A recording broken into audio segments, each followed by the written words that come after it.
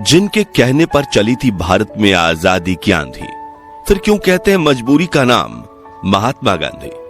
दोस्तों, हमारे राष्ट्रपिता महात्मा गांधी, जिन्होंने अपनी लाठी के दम पर अंग्रेजों को भारत से बाहर खदेड़ फेंका था, जिनके अहिंसक आंदोलन की चर्चा आज भी हमारे रोंगटे खड़ी कर देती है, और जिन्होंने देश की आजादी में एक महत्वपूर्ण भूमिका निभाई थी। लेकिन क्या आप जानते हैं कि वही महात्मा गांधी भगत सिंह, राजगुरु और सुखदेव की फांसी रुकवा सकते थे, लेकिन उन्होंने ऐसा नहीं किया। मगर क्यों? क्या बापू कमजोर न पड़ते तो भारत को 1920 के दशक में ही आजादी मिल जाती? और क्या वाकई में बापू ने बंटवारे के दौरान अनशन करके पाकिस्तान को 55 करोड़ रुपए दिलवाए थे, जिसका इस्तेमाल उसने कश्मीर में भारत पर ही हमला करने के लिए किया था? जानेंगे गांधी बापू से जुड़ी कुछ अनसुनी कहानियां। आज के इस दिलचस्प वीडियो में पता लगाएंगे कि क्यों कहा जाता है मजबूरी का नाम महात्मा गांधी। लेकिन उससे पहले हर भारतीय वीडियो को लाइक करके कमेंट में जय हिंद जरूर लिखें। दोस्तों, गांधी जी की मजबूरी से जुड़ी पहली कहानी की शुरुआत होती है सन 1880 के दौर से, जब दादा अब्दुल्लाह नाम के गुजराती व्यापारी नटाल में जाकर बस गए थे। लेकिन उनका बिजनेस में काफी लॉस हुआ था और कोर्ट केस लड़ने के लिए कोई भी वकील नहीं मिल रहा था। तब उन्होंने महात्मा गांधी को दक्षिण अफ्रीका आकर उनका केस लड़ने के लिए कहा।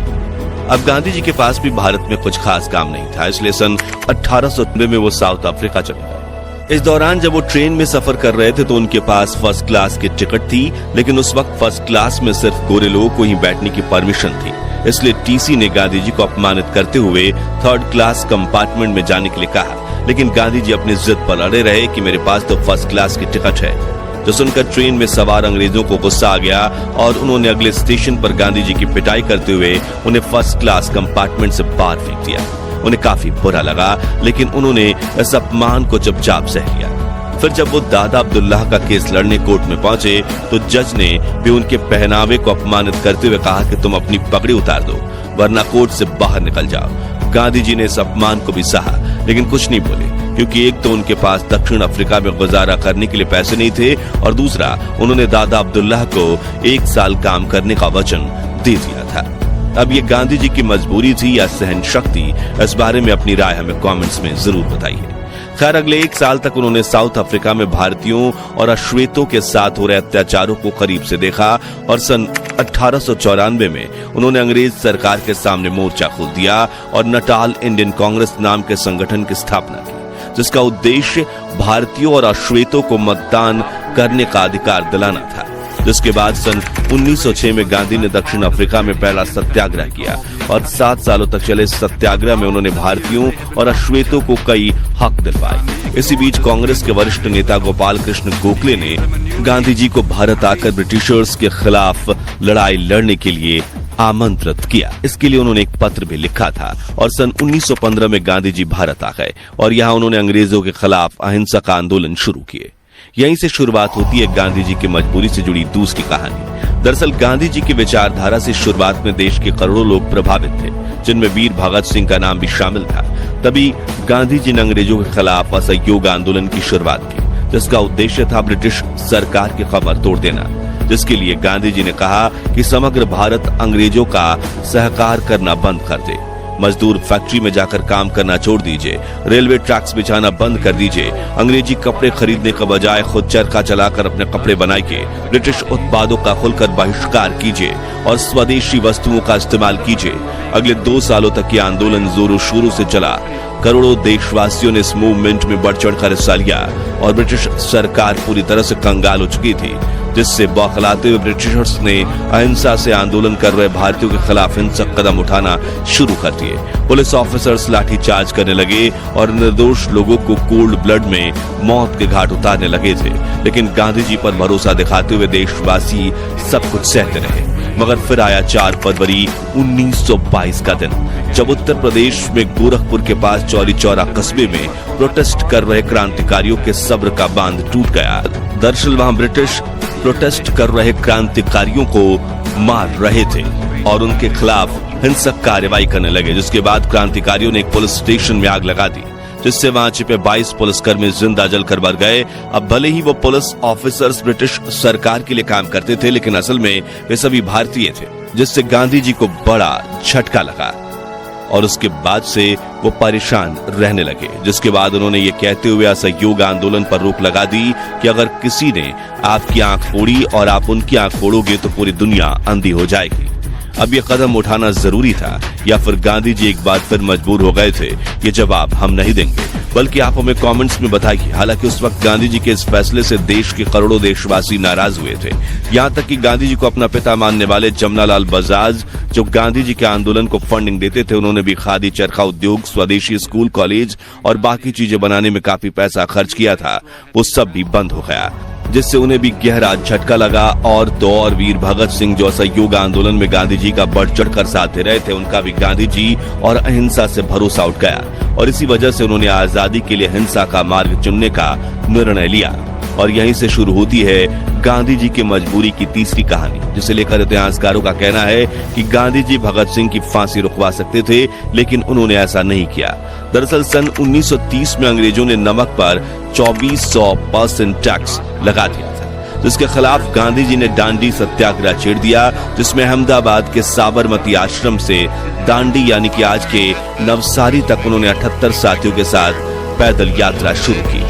387 किलोमीटर की अहिंसक यात्रा में गांधी जी के साथ हजारों लोग जुड़ने लगे और भीड़ इतनी बढ़ गई कि काबू करना नामुमकिन हो गया, जिससे तंग आकर अंग्रेजों ने इस आंदोलनकारियों पर लाठीचार्ज करते हुए पीटना शुरू कर दिया।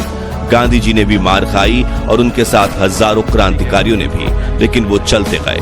जब गांधी जी का यह आंदोलन समग्र भारत में न फैल जाए, उसके डर से वायसराय लॉर्ड इरविन ने गांधी जी के साथ 60,000 भारतीयों को अरेस्ट करवा दिया। हालांकि वो गांधी को ज्यादा समय तक जेल में नहीं रख सकते थे, इसलिए उन्होंने गांधी जी से बात करके गांधी इरविन पैक्ट बनाने का फैसला किया। इस इरविन पैक्ट की वजह से भगत सिंह और उनके साथियों को फांसी हुई थी, मगर कैसे, वो जानने से पहले हमें यह समझना होगा कि आखिर गांधी जी और इरविन समझौता क्या था। इस समझौते में गांधी जी ने ब्रिटिश इरविन से ये कहा था कि जो भारतीय ब्रिटिश हुकूमत के खिलाफ अहिंसक आंदोलन कर रहे हैं, वो ना तो आपके खिलाफ लाठी उठा रहे हैं और ना ही हाथ, बस आपकी आवाज उठाकर बात आप तक पहुंचा रहे हैं, तो आप उन्हें गिरफ्तार मत कीजिए। और दांडी सत्याग्रह में भी जिन अहिंसक फ्रीडम फाइटर्स को गिरफ्तार किया गया, उन्हें छोड़ दीजिए। वायसराय इरविन ने कहा, ठीक है, लेकिन मैं भगत सिंह, राजगुरु और सुखदेव का क्या करूं? इन्होंने तो ऑफिसर्स जेपी सॉन्डर्स की हत्या की है। तब गांधी जी बोले, आपको जो ठीक लगे वो कीजिए। गांधी जी के इस रुखे फैसले की बात जब कांग्रेस के सामने आई, तब सुभाष चंद्र बोस समेत कई लोगों ने भी गांधी जी और इरविन के समझौते का विरोध किया। वे मानते थे कि अंग्रेज सरकार भगत सिंह की फांसी की सजा माफ नहीं कर सकती थी, तो समझौता करने की कोई जरूरत नहीं थी। वहीं करोड़ों देशवासियों ने भी भगत सिंह के बिना समझौते को स्वीकार करने के गांधी जी के समझौते का विरोध किया। तभी अपना पक्ष रखते हुए गांधी जी ने किताब स्वराज में लिखा, मैं जितने तरीकों से वायसराय को समझा सकता था, मैंने कोशिश की। मेरे पास समझाने की जितनी शक्ति थी, वो मैंने इस्तेमाल की। 23वीं तारीख की सुबह मैंने वायसराय को एक निजी पत्र लिखा, जिसमें मैंने अपनी पूरी आत्मा उड़ेल दी थी। हालांकि अगर हम इतिहासकारों की माने तो 23 मार्च 1931 के दिन वायसराय को चिट्ठी लिखने का कोई फायदा नहीं था, क्योंकि तब तक तो बहुत देर हो चुकी थी और शायद गांधी जी ने ये चिट्ठी सिर्फ अपने बचाव में लिखी थी ताकि देशवासी उनका साथ दें, बल्कि असल में वो वायसराय इरविन ने समझौते के वक्त गांधी जी को ये तक ऑफर दिया था कि अगर आप भगत सिंह से ये कमिटमेंट लेकर देते हैं कि वे ऐसी हरकत दोबारा नहीं करेंगे, तो मैं उन्हें छोड़ भी दूंगा या फिर सजा तो कम करवा ही दूंगा। लेकिन गांधी जी ने कहा कि मुझे नहीं पता कि वो भविष्य में बदलेंगे या नहीं, इसलिए मैं उनका साथ नहीं दूंगा और उनकी जिम्मेदारी नहीं लूंगा।